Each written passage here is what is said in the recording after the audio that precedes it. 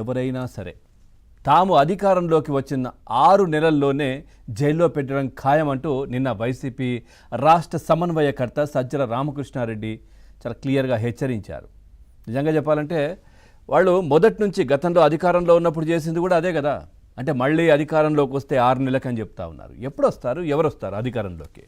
ప్రజలు 11 ఇచ్చి పక్కన కూర్చోబెట్టినా కానీ ఇంకా కూడా మీరు దానిపైన సమీక్షలు కావచ్చు, దానికి సంబంధించినటువంటి ఎందుకు జరిగింది, ఎందుకు ఈ విధమైనటువంటి తీర్పు వచ్చింది అనేది ఒక సమాలోచనలు జరుపుకోకుండా ఈ విధంగా హడావిడి చేస్తే మళ్ళీ వచ్చే ఆ 11 కూడా రావు అంటూ కూడా చాలామంది క్లియర్గా మాట్లాడుతున్నటువంటి పరిస్థితి.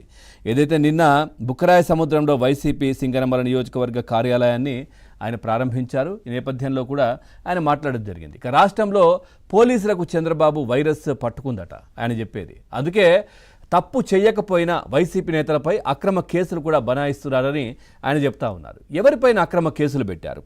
ఏది సోషల్ సైకోలు ఎవరైతే ఉన్నారో వాళ్ళపైన అక్రమ కేసులు అవి.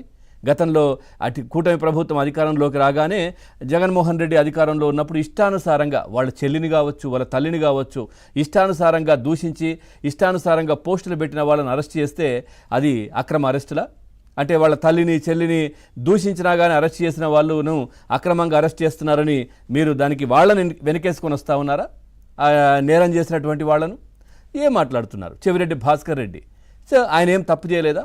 అక్రమ అరెస్టా అది? అదేవిధంగా బోరుగడ్డ అనిల్ ఆయనది అక్రమ అరెస్టా? పోసాని కృష్ణమురళి ఆయనది అక్రమ అరెస్టా? సో ఎన్ని బూతులు, ఎంత ఇష్టానుసారంగా మాట్లాడారు ఆయన. అదేవిధంగా వల్లభనేని వంశీ ఆయనది అక్రమ అరెస్టా? ఇష్టానుసారంగా మట్టి మాఫియా కావచ్చు, లేదంటే ఎన్ని కేసులు ఆయన పైన. సో మీ అధికారంలో ఉన్నప్పుడు పెట్టిన కేసులు కూడా ఆయన పైన ఉన్నాయి. ఇప్పుడు అవన్నీ కూడా అక్రమ అరెస్ట్ అని మీరు ఎట్లా చెప్తారు? అదంతా అక్రమ కేసులు అమరు మీరు పెట్టినవి.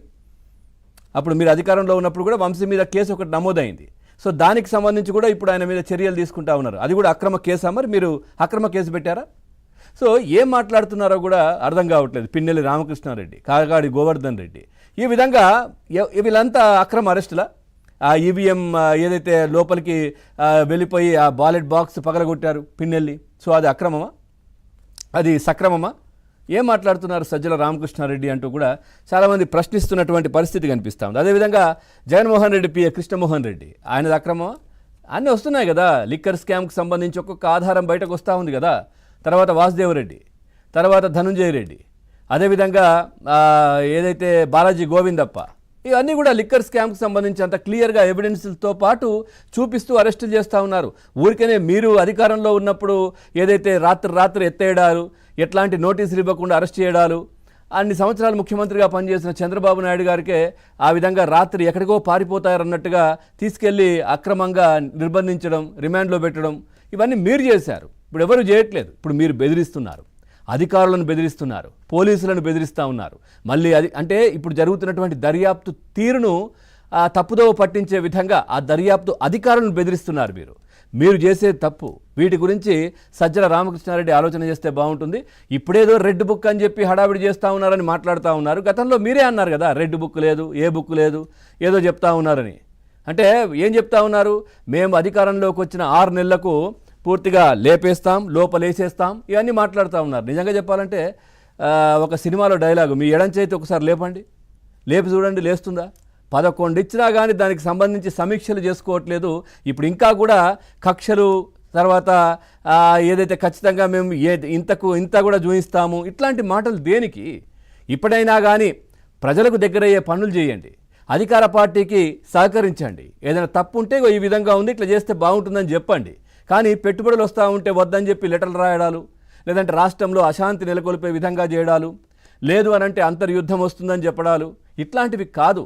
మీరు రాష్ట్రాన్ని ఇబ్బంది పెడతా ఉన్నారు, రాష్ట్ర ప్రజలను ఇబ్బంది పెడతా ఉన్నారు. మీరు అనుకుంటున్నారు ఏదో ఇప్పుడున్నటువంటి అధికార పార్టీ కూటమిని ఏదో చేస్తున్నామని చెప్పేసి సంబరపడుతున్నారు కావచ్చు. అంటే ఈ విధమైనటువంటి చర్యలతో ఇష్టానుసారంగా రోడ్లపైన తిరిగి ఇష్టానుసారంగా మనుషులపై నుంచి వెహికల్ తొక్కించడం, ఇవన్నీ చేస్తూ ఏదో అనుకుంటున్నారు. కానీ అక్కడ ప్రజలు ఇబ్బంది పడుతున్నారు, ప్రజలు సఫర్ అవుతున్నారు. అదే ఆలోచన చేయండి. మీకు మళ్ళీ ఎలక్షన్స్లో ఈ 11 కూడా డౌటే చాలామంది చెప్పేది. ఈ విధంగానే మీరు కంటిన్యూ అవుతే లేదు, ప్రజలకు ఉపయోగపడేది, రాష్ట్రానికి ఉపయోగపడే పనులు ఏదన్నా చేయండి, వీటి గురించి సమీక్షలు పెట్టుకోండి అనే చర్చ కూడా జరుగుతున్నటువంటి పరిస్థితి కనిపిస్తూ ఉంది. ఓవరాల్గా ఈ అంశానికి సంబంధించి మనం చర్చలోకి వెళ్దాం. చర్చలో పాల్గొంటున్నారు రాజకీయ విశ్లేషకులు, సీనియర్ జర్నలిస్ట్ మనతో పాటు ఉన్నారు కోటేశ్వరరావు గారు. నమస్కారం అండి. అదేవిధంగా ఇటు